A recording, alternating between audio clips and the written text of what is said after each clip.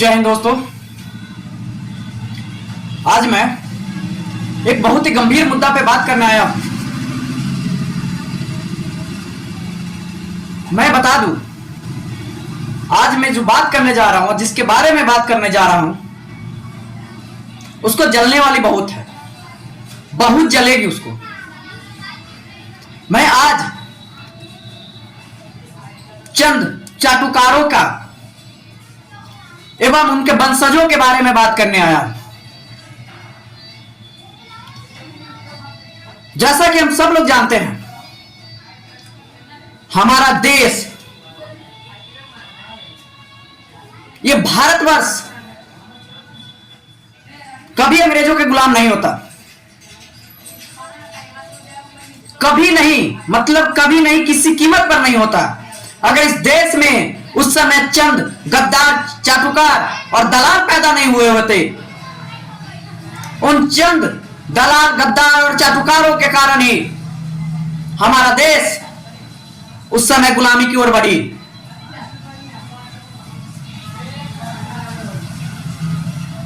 और जैसे जैसे उनकी चाटुकारिता बढ़ती गई, उनकी दलाली बढ़ती गई, वैसे वैसे अंग्रेजों का मनोबल बढ़ते चला गया। और उसके बाद अंग्रेज समझ चुके थे कि मैं अब इन्हीं चंद चाटुकारों और दलालों को पीठ पे हाथ रखकर इस देश को गुलाम बना सकता हूं। इस देश के मां बहन बेटियों के साथ उनके इज्जतों से खिलवाड़ कर सकता हूं। और तब वहां से जाकर अंग्रेज पूरी तरीके से हम लोगों पे हावी हो गया, इस देश पे हावी हो गया था। आज वर्तमान में उन्हीं चंद चाटुकारों, गद्दारों और बेईमानों के वर्तमान इस देश में है, जो बीजेपी और आरएसएस का चाटुकारिता करने पर तुला हुआ है। और आने वाले समय में इस देश को आरएसएस और बीजेपी को अधीन करना चाहता है, जो हम लोग कभी नहीं होने देंगे।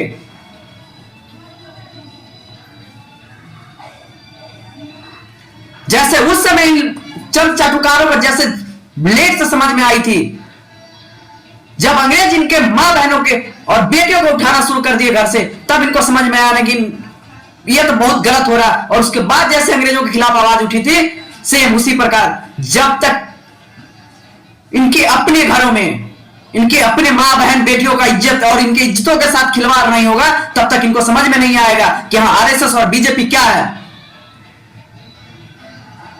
ये परजोल रेवन्ना कौन था, जिसके कंधों पे हाथ रखकर हमारे देश के प्रधानमंत्री माननीय नरेंद्र मोदी प्रचार किए थे उसका। उन्हीं के नेता मनोहर लाल धाकर, वो किसी के बेटियों का इज्जत बढ़ा रहे थे क्या? नहीं ना। कैसे इतना, क्या गिनाऊं मैं आपको? इन चाटुकारों का हरकत अगर गिनाना शुरू कर दूं ना, मेरी पूरी जिंदगी अभी भी बीत जाएगी, नहीं गिना पाऊंगा। मणिपुर में क्या हुआ? मणिपुर में क्या हुआ? बीजेपी का शासन है ना, क्या हुआ? हाथरस की घटना क्या थी? हम लोगों से कब समझोगे यार, कब समझोगे? हमारी अधिकार छीना जा रहा है। जो जो हमारे मूल अधिकार है, उन पर नेताओं के द्वारा किसी न किसी रूप में बांधने की कोशिश किया जा रहा है। उस चीज को समझना पड़ेगा और आवाज उठाना पड़ेगा। नहीं उठाए, अगर आज अभी आवाज नहीं उठाए, तो कल तुम आने वाले समय में तुम और तुम्हारे भविष्य, आने वाली पीढ़ियां गुलामी करेंगे इन चंद नेताओं का।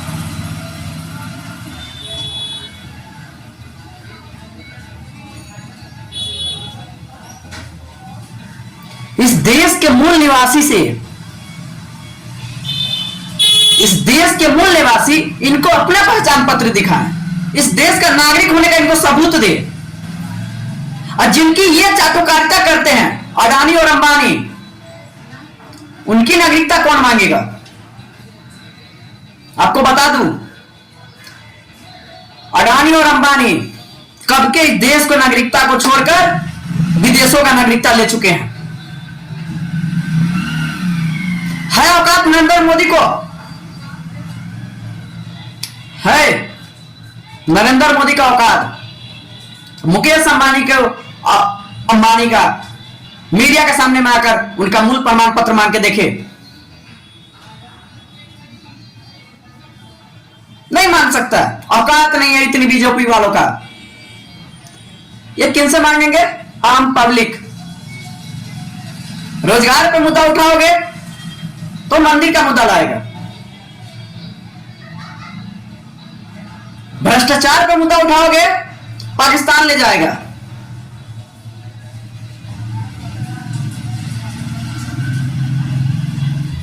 नौकरी का मुद्दा उठाओगे